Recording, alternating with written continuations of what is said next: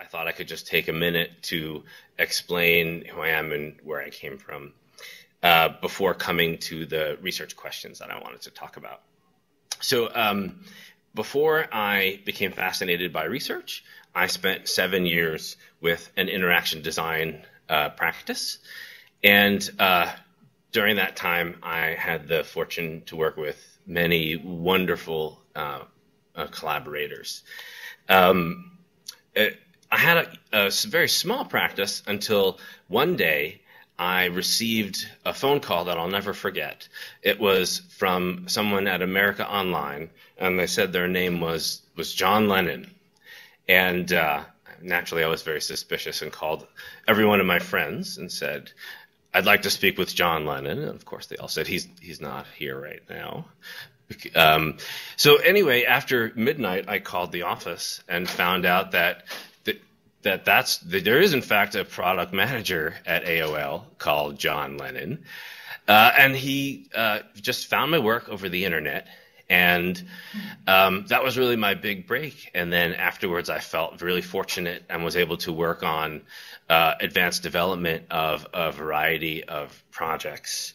And so just really quickly, the AOL project turned out to be a 30-second short where I animated their logo, and then American Greetings, who was also on the project, got upset that I didn't animate theirs.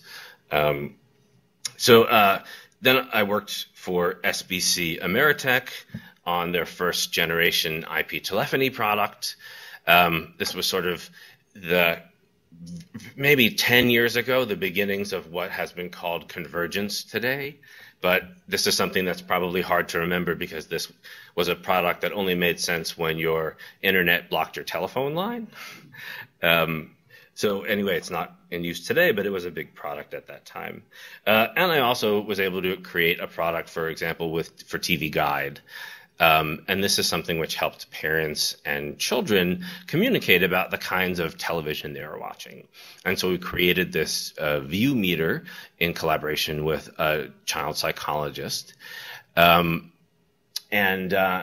This is, I think, the thread that connects my work is this fascination with technology, the way people communicate, and families. And that really brought me to my, I'm sorry, I have one surprise for Patrick Berry in the audience, who is at my on the same team as me during our master's project, and we worked on an email prototype that was immediately obsolesced by Gmail. So thank you. But it tried to combine collaborative elements with an email, and in the body of an email client, and create a lightweight task management system. Apparently I have a few more. And then I also worked on a tangible email device for senior citizens that tried to replace the metaphor of the computer with something that they understood of the book. And here's the actual prototype that got built. I'm a builder. I love to make things by experimentation. Okay. Enough of a sort of an introduction. Let's really talk about the subject of interest today, which is about family routines and coordination. So I became interested in routines because as a subject, they exert an, I think, undeniably strong influence over so many things that we do every day. For example, let's just see in the room, how many people took the same route to work today that they take every day? Yeah, pretty much every route. So maybe I'll ask the other way. Did anybody not? Okay. And are you having a non-routine day, Johnny? Yeah, I had to run an errand. Okay, so a non-routine event. So I think behaviorally, the social habits of routines exert very strong influences on the things that people do. And yet at the same time, if you look at the subjects that as computer scientists we've considered within the domain of modeling, routines are, I think, a lot less present. And I think we have had two strong cautions that have pushed us in this direction. I've listed two of them in very small type at the bottom of the screen, so I'll help elaborate them. The first is from anthropologist Lucy Suchman in her Ethnography of Office Work in 1983. And I think Lucy said that maybe routines don't even exist, but if they do exist, they'll be really hard to model. And then in the Ubicom community, Peter Tolmie and his colleagues at Europark came out with a beautiful documentary or ethnography of home life in 2002 that really gave some strong cautions about, even if routines did exist, that they'd be hard to understand. So even if that they're hard for people to understand, let alone for machines to understand. And so I think, again, placed a very strong caution against the notion of computationally modeling routines. And I feel like this has caused us to avoid a topic that has huge potential. And I'd like to re-examine how routines might be used. And I think if we look at the grain size and understand enough about the domain, we really can find that some routines will be succumb to the advances in computational modeling.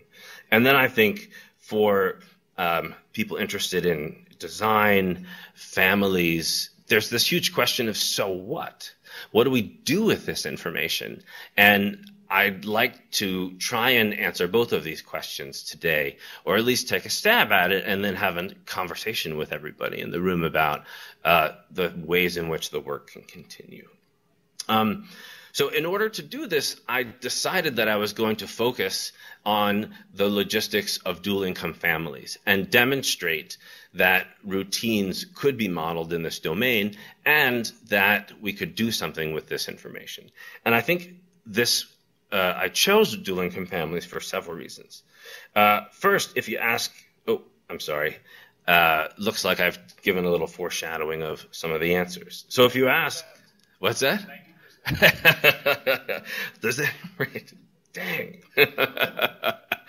So if you do look at the kinds of things that I'm going to show that we can do with no supervision and just using mobile phone as a data collector, that, Bill, you said it, 90%, that you can, without a really complicated model, sense when parents pick up their children and drop them off with about 90% accuracy, which is, a pretty nice number in the sensing world. If you then try and look a little bit more further and say, what about if we could predict who's driving to any given activity? Well, again, simply with observables and in an unsupervised model and using realistic online learned data, you can get an accuracy of about 88%. And I'll show why that is a little bit further on. So if you then say, well, what are the things that we can do with that? Well, really simply, parents are constantly in communication, trying to make sure that they know who's getting picked up when. So like a very simple example is if you're able to detect when a pickup or drop-up has happened that a parent is interested, just let them know. So this is just a conceptual idea, not a literal design. But hey, if you're looking for this and you keep calling one another, we can let you know literally automatically. Similarly, if we can predict what activities are happening at what location and who's driving, then we can automatically generate a view of the plan. And so this is something that, while happens intrinsically in many families every day, is really articulated. And in fact, the fact that they are not communicated expressly is one of the causes of many communication problems that I'll get to, or many coordination problems I'll get to. And lastly, if you start to take a more sophisticated approach with what you can do with prediction, you can forward chain what your information is about the current state of the world and pickups and drop-offs that you know are going to happen, and create a view, a flowchart view like this that I call the family time flow, that really shows not just what everyone is doing, but what their intentions are, as both predicted and expressed by them in, I think, a mixed initiative way would be the right approach to this. Okay, well, we're going to get to that in the end. Let me just take a quick minute and say why I think this is a subject worth looking at all. So in order to come to this idea, I spent a year with 22 dual-income families and did a variety of both ethnographic studies and design activities with them. And I think the main takeaway for those parents with children, this is not really the news, but managing all the details for the rides for children can be difficult. In other words, all the places everybody has to be with all the stuff every day on time is a challenging problem, and one that causes parents actually quite a bit of anxiety. And it's a good problem to choose for the purpose of studying routines, because families actually rely on routines. So they're a big part of their everyday lives. And then it's a hard problem because life's not always routine. So what are the consequences when parents aren't on top of things? Well, first is this experience of anxiety. Breakdowns lead parents to feel like the day is just out of their control. And it's an experience that causes parents often to not be able to engage with children, or to be a little bit irritated when they are, because they got to focus on getting kids to the place they need to be, or fixing plans, instead of enjoying watching a soccer game. So parents accommodate for this by staying in communication very frequently. And I think the worst case scenario, every time I see this slide, it makes me sad. Is the worst case scenario is that kids get left at activities. So this is a real phenomena. There's a nice study, if you're interested in it further, listed at the bottom by Israeli anthropologists Gneezy and Rustakini that studied the phenomena, and actually an economic model that they tried to incentivize parents to make it happen less, and it interestingly happened more. And then Chuck Dara did actually about a 4-year-long study of dual-income families in Silicon Valley, published a book in 2009. The whole first chapter is about this anxiety. So it's real, and I'd consider it a worst-case scenario, but it's also one that I think we can create a new service that hasn't existed before to be able to address. So let's think about this, what can be done about this. I think, so in order to answer this question, I spent 6 months prototyping with dual-income families. But this is not the kind of thing that you can prototype at a desk with paper. I think it actually requires a very different kind of prototyping. And there's a really important reason here for that. And it's because families coordinate in the real world. And so assumptions that we're going to make about something that a system might do, I think you'll find might or might not hold true in the real world as they're remotely coordinating, experiencing stress, or experiencing just their ordinary social roles. So let me explain what I mean by this. I spent 6 months with 18 families and developed a design method of experience prototyping called user enactments. I'm very excited that user enactments is now part of the curriculum at MHCI, curriculum at CMU. So user enactments are a way to first try and create as low fidelity, and I mean low fidelity, a simulation as possible. So this is a car. And what you'll notice is it's a desk with a chair. So it's hard to see in the projector, but the steering wheel is actually a lamp. In fact, what's in the middle of it is a light bulb. And so it's just, we unscrewed the light bulb, put a piece of round foam board over it, screwed the light bulb back in. Maybe that was unsafe. And then in front of it is whiteboard, and we just drew traffic on it. Now, this seems implausible that you could create realistic scenarios in this kind of situation. I'd suggest you try it, because it's amazing how with such little effort, you can create scenarios where, for example, we had a mom in this seat and her daughter next to her, and we had the husband call and try and explain that he needed her to change her plans. And the daughter was speaking, and the mom said, "Hush, hush, honey, mommy's driving." Okay, so it affects people, and especially when you put them in a situation where they're with their children and you ask them to pretend they're in a hurry, or they have a responsibility that's hard for them to accomplish. So anyway, here's another example of a user enactment. Here, the walls, again, this is a home, just foam board. Here, we're taking advantage, again, of a wall. In the far wall is a whiteboard, and I've just drawn on it appliances in marker. Now, I've highlighted them in this image because it's a little bit hard to see.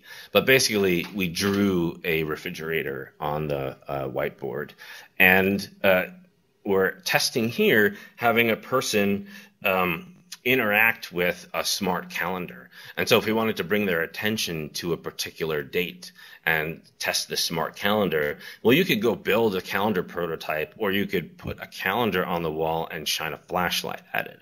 And it actually works pretty good at getting a sense of how parents, as you can see, the home is telling them that there's a conflict and we're just shining a light. So again, techniques like this, when you work with families, I think have a couple of really important qualities. And I think this shouldn't be a surprise, that we're trying to create situations where we make parents feel like they're more in control. But what user enactments and experience prototypes accomplish that ordinary prototyping does not is they reveal that not just functional problems. So in other words, if you look at the car and try and figure out what's stressful, you'll probably, especially if you're a computer scientist, think the answer is this. But I think one of the things that you'll find is that there are social roles that these problems exist within. And there's an interaction between functional needs and social roles. And it's really important when you're designing applications for the home to understand that interaction. And so I'll just give you an example with some storyboards that we've drawn of other user enactments. So here's one that I don't think is a very complicated scenario. So in the first panel, the daughter gives mom a piece of paper from school, and it says, "You have to bring snack on the 24th. So mom puts it on the refrigerator, but of course it just disappears in the mess of other things on the refrigerator. And then what we've shown is a few days before the event, the smart refrigerator makes the note more obvious, and this serves as a reminder. So here we've got this functional need. Mom needs to buy snacks for the kids. There's not really a conflict with a social role when you test an application like this. But what if your idea is about something that's a little bit closer to home? So, for example, one of the things that we saw parents regularly say is, getting little kids out the door in the morning is really hard. It's a struggle. It's one of the biggest causes of stress. It'd be great if this could happen faster. So we envisioned a cyber pet that lives in the children's closet and helps them get dressed in the morning. Now, as a design idea, I think it's important to just throw many ideas out there. But what you can learn from testing something like this is that even though a situation like this might solve a functional problem of helping a child get out the door faster in the morning. Parents will also tell you after they experience this that you've stepped on their toes as parents. And so you've solved a problem, but you've forgotten about a social role. And I think parents derive pleasure from and meaning from their lives when they get to be parents and when they get to be good parents. So if you take away this ability, well, maybe things are a little bit easier in the morning, but I think you've actually created a very different social context. And I think this is the kind of thing that individuals are going to avoid. So I'm not suggesting that anybody go out and build cyber pets that live in closets, but that when you do have ideas that interact with issues at home, that this kind of prototyping technique is a way to surface those issues really quickly. So what kinds of problems did happen? So in order to really get a sense of what happens at home and what things we might be able to understand, I worked with 5 families in the local area over 6 months and gave every member of the family a BlackBerry mobile phone and collected GPS data on their movements. And then every other night, a member of the team or myself called the family and asked them where are all the places that they had been, what were the activities that happened, who made the pickups, who made the drop-offs, were they on time or not. So a lot of information. And for those of you who've done interview studies, 528 phone interviews is not a small number of interviews to give. That'll put some miles on the car. So this gives us an exquisite ground truth. Now, just to remind everybody from the machine learning perspective, I'm going to use this ground truth to evaluate the models. I am not going to use it to create a supervised model. So having this kind of data allows us to gain not just a rich perspective of what happened, but to gain real examples of anomalies instead of having to synthesize them and inject them.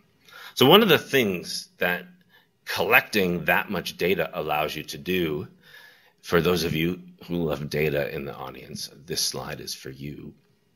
You get to see in great detail what a family's life might look like. If you wanted to say, for example, how routine is family life? Well, in this visualization that I put together, time runs across the x-axis. And so you see all of the data collected from spring through the summer into the fall. Each row represents a different activity, and the activities are labeled to the left. There are 4 people in this family, so they're grouped by individuals. And if an activity occurred on, so each column is a day. If an activity occurred on that day, it's going to get a bubble. And the bubble will be gray if it happened in a routine fashion, blue if it happened in a non-routine fashion. And light blue and dark blue say whether or not it was a non-routine fashion, but something that you could see coming. So you get this beautiful, yeah, go ahead.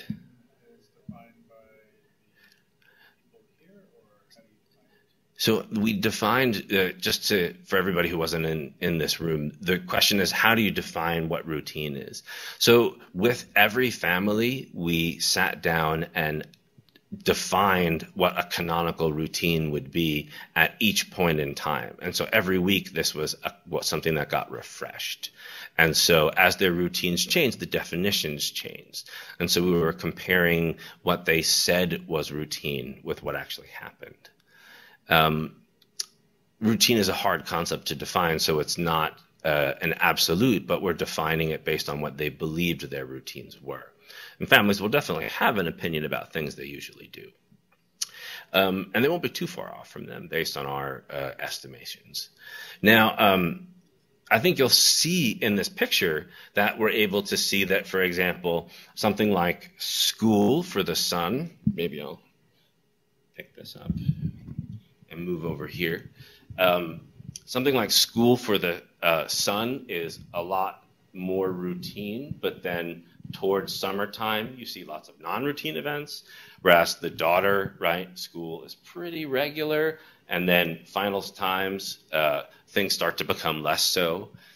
There's just a lot less happening in the summertime for the son. Dad, his work is a lot more regular than mom in this particular family, where mom is a nurse. So you can see every time you see some gray and her life becomes normal, her schedule shifts. And then again, it's blue for a while until it becomes routine as she defined it, and then the schedule shifts again. So depending on the family, the activity, the time of year, I think they all suggest different abilities for us to be modeled. Now, how about at the much more detailed level? What happens that we can support, or that I think creates opportunities for support? So here is a shorthand that I've been using to describe different events. And this is in that same family, a particular day. So rows represent places. Time, again, is the x-axis. And each person's passage through time is represented by a colored line. So the dad is green and the son is blue. So when the line is horizontal, the person is at a location. So dad is at work from the beginning of this graph until 4.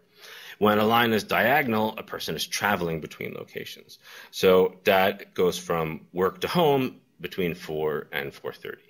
So the son is at school, and then that fatter bar represents track practice. So very specific events. So this is how dad sees what the routine is, or what he believes the family's plan is on a given day. So his son is going to be at school until go to track practice and then come home. He's at the orthodontist appointment, and he's asked to schedule an orthodontist appointment, and he thinks, my son's going to be home at 5:30. I can take him. All right, I'll schedule the checkup for 6 o'clock. But it turns out that what the son is really planning on doing and what his routine is not what dad thought it was. So the son has his paper route, and his paper route is something that he does on Wednesdays, the day that this plan was made.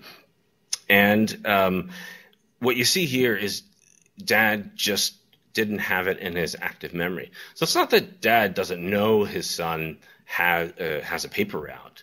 It's just that at the time he made the plans, it wasn't something that he remembered. It's as though your sense of the routines of other family members are this shared space, but we don't always see into it perfectly. So what happened? Well, basically, the son came home from track practice, and it was time for his checkup, and he said, wait a minute, who's going to cover the paper route? So if this is the kind of thing where there's a plan that is scheduled to create a conflict, I believe this is something that we can detect in advance, especially given that we can build models of where people usually go or who might usually pick them up from another location. Another example, on Fridays, again, the son goes to, every day the son goes to track and then goes home at 5:30. On Fridays, dad usually goes home from work and arrives home at 2. So when there's a half day at school, the son thinks, oh, I could just go home and dad'll be there and he'll drive me to track practice. But it turns out that what the son didn't realize is dad's a member of the town baseball league, and he had to start helping prepare the fields. And so for a couple of weeks now, he had been going, instead of home from work, to baseball. And so dad's actually not going to be home. And the son goes home thinking that he has a ride to track. But his dad's not going to be there. So again, this is a very simple miscommunication, really, or non-communication, because I think there are many assumptions about what other people, what you believe other family members are usually doing, and then especially on a particular day plan to do. So I think given our ability to model regular behaviors, and if people could express plans, we might be able to create new kinds of systems. So let me turn the subject to what kinds of models I think we can build. So basically, what I'm proposing is that if you have these situations like I described where information breaks down, right? So people think one thing, but it's not actually the plan. And there are no resources that exist to help them figure this out. So there wouldn't have been any way for the son to figure out that his dad wasn't going to be home because dad never communicated that. So what I'm proposing is that we can actually synthesize these resources by computationally modeling how people usually move. So there are three things that I'm going to show that really underlie the modeling that will then become the basis of the applications that I'll show I've developed. So the first is just the ability to sense that a ride has happened. So if you're going to be making predictions about when rides occur, it's important just to be able to detect that a ride has happened at all. So in order to do this, I created just a really simple temporal heuristic. So if you imagine, and again, just using GPS, that if a parent and child are traveling together at one time, together at a second timestamp, and then the parent leaves, the child stays at the place.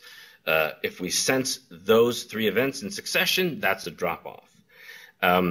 If a child is at a location and the parent is on their way there, and then at time 2 they are together for a brief time, and then they leave together, then we're going to call that a pickup.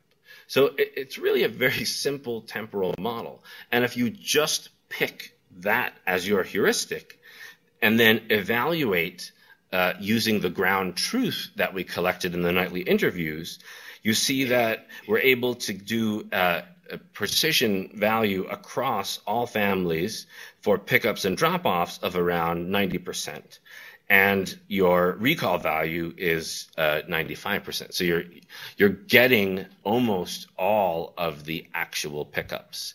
And you're still doing a really good job of predicting correctly the pickups that you detect. So given this set of this ability to detect pickups and drop-offs, you collect a historical distribution. So this fancy equation really just says, let's always sum over the number of times one parent drives as opposed to all of the pickups that have happened. So it's the sum of the times the driver is parent 1 at location N, if the ride is a pickup or drop-off on a particular day of week, over the sum of all rides at a particular location. So really just creating a distribution. And then have this distribution, which is listed at the bottom, as a feature of a model that, again, just contains observables. So if we're just looking at where the pickup is, what is this, a pickup or a drop-off? What's the day of the week? What's roughly the time of the day? And just use these features and then build a model in an online format so we can vary the amount of training data we have, which you see at the bottom, and always test on the week after the number of weeks that we've collected. So if we're using 2 weeks of training data, we'll collect weeks 1 and 2, test on 3. Collect weeks 2 and 3, test on 4. So it's a sliding window, equally weighted. So you can see that with just 1 week of training data, you can get 72% accuracy of just predicting who the driver is going to be. So in a family where parents are contributing nothing, if this is running in the background, in a week, you're able to get this kind of accuracy. What's the granularity of the daily events? Here we're looking at, this is the ability to predict pickups and drop-offs, and so any events where the children are picked up or dropped off.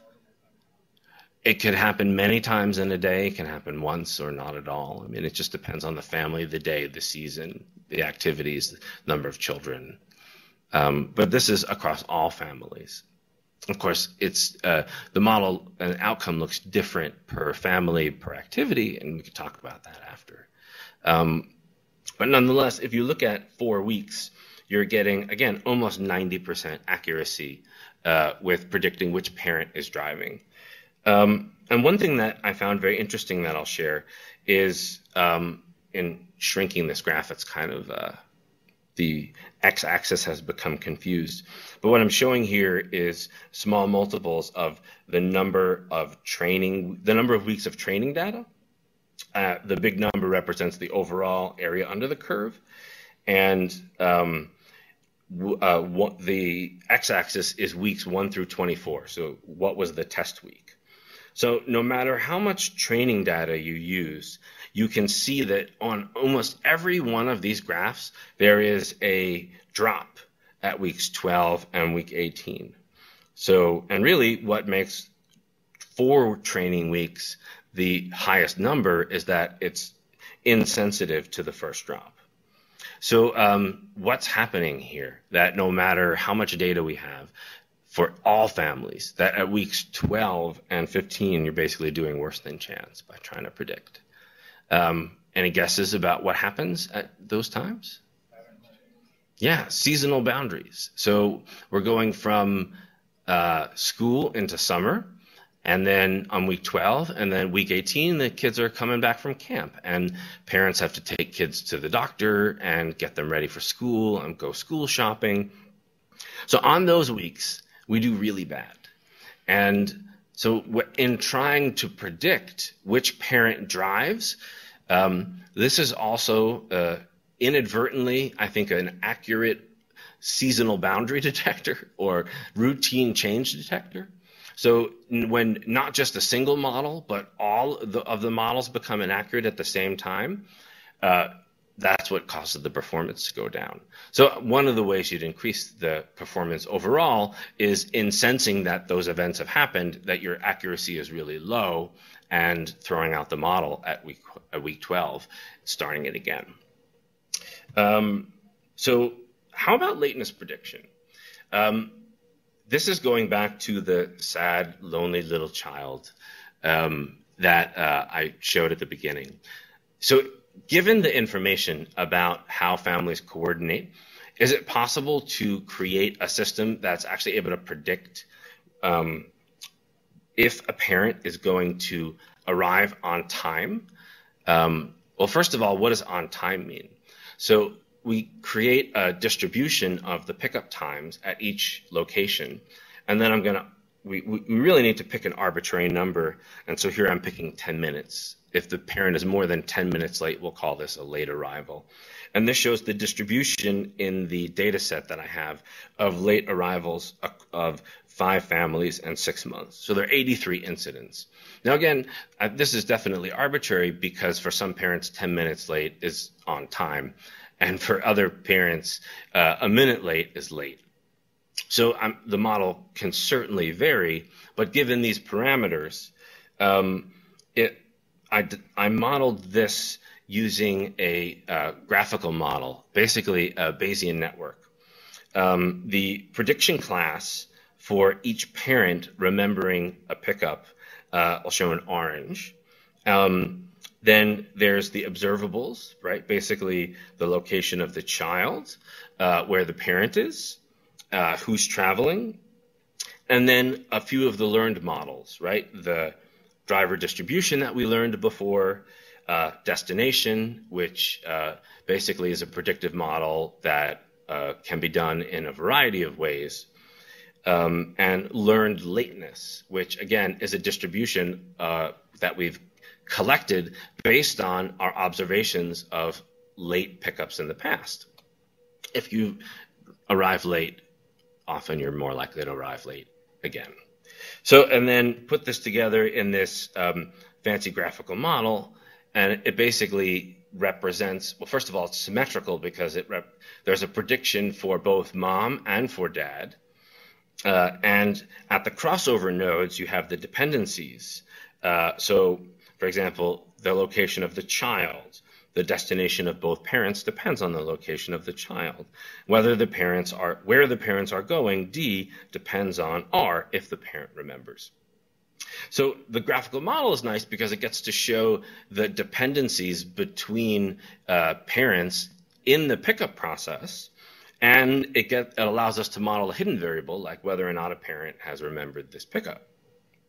So how does this perform? Well, evaluating the performance of this model, at any given point in time, it produces a confidence that each parent is going to be late or not. And so what we can do is show an ROC curve, and starting at 30 minutes before any pickup, what we can do is look at the outputs of the model and then compare true positives to false positives. For people not familiar with this model, basically the number of right guesses are shown on the y-axis, the number of wrong guesses on the left, on the x-axis. The chance is the diagonal, and so you basically want a curve that is as close to the top left corner as possible, filling up as much area. And so here you see at 30 minutes before a late pickup, the model that I described is not doing that much better than chance.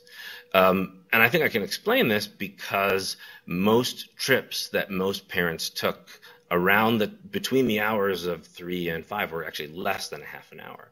So parents aren't even traveling yet, so it's hard to assess whether or not they'll be late or not. But when you look at 10 minutes before the pickup time, now your trade-off becomes a lot more positive. So the overall area under the curves is 0.801. So for every 8 guesses right, you're now making 2 guesses wrong. And it gets better, though really not that much better. And really what we've defined as the ideal lateness time, we're at about 0.82.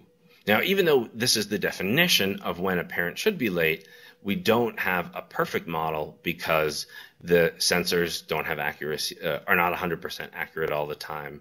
And we've trained the model with data that included the errors in the previous models. Because I'm using an online training format for each one of the models. So then just lastly, what can we do with this data? And these are the fancy visualizations that I showed earlier. So given this is the information that we have and are trying to predict. So where people are, what activities are happening, and by these I mean the activities for kids, soccer, band, piano, and which parent is making a pickup and drop off. You can build a system that visualizes what the family's plan is moving forward. And so this is the current state of the prototype for that system.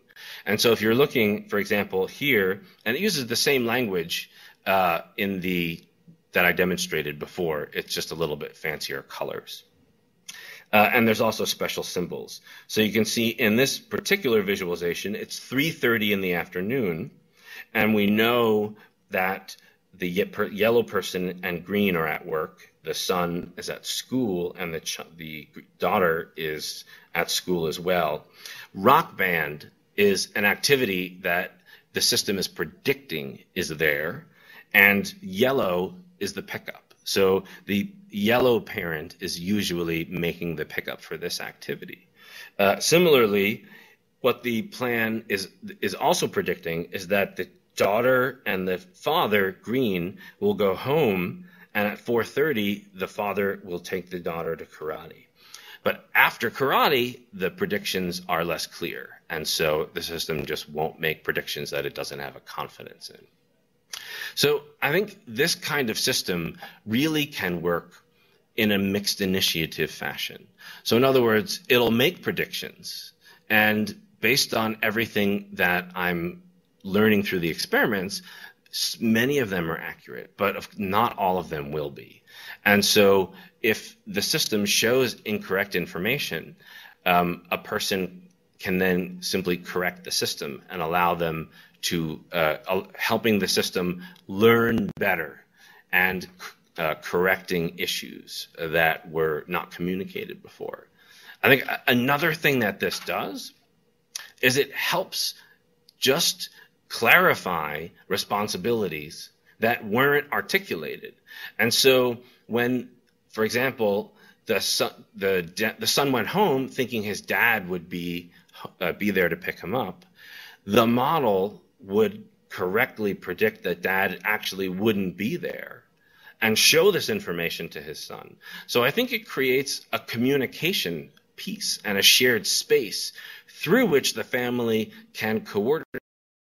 And the pieces of their planning information that they don't express, it will help them to express by having learned previous habits. So you can see at 4, predictions become a little bit more confident. It now says dad's really going to pick the son up from rock band, leave from work. At 5:45, it makes the predictions that after work they'll go home. And then once the pickup has been made at karate, and at 6:15, the system will predict that everybody will go home and get dropped off at home.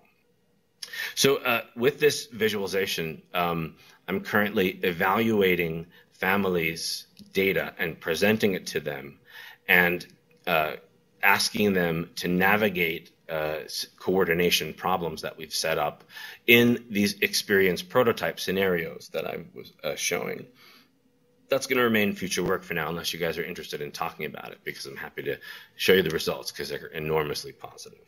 But what I think we can start to do is extend this work to add other data streams. So I only looked at location. All of that modeling was based around where people are. But we also collected the timestamps of telephone calls, text messages, emails. And so if you look, for example, at the network of one particular family, where you can see, really in this family, the mom and dad do all the talking, and then they communicate the plans to the kids who are in the middle, versus this family, where you can see that actually one parent does almost all of the communication to all of the children, and that the dad here is a much more smaller influence. So you can build networks based on the historical call data. And I think if we align the network structure with, for example, what we understand, what we expect about planning information or location information, it might give the added ability to make new kinds of predictions. So, hey, this is the kind of set of call patterns that look like something's going on. And they might have the system become more aware or change the weights of alerting preferences in a cost-benefit model. Here's another family, for example. And so this research was really sponsored originally through a grant from Google and then continued through the NSF. So I thank you very much. It definitely helped pay for my education, and really appreciate it. By the way, this is what I did with the money. And if anybody wants to talk anymore, I'd be happy to speak at some time. And thanks to Robin and Bill for the invitations. And I hope to hear more from everybody. Thanks again.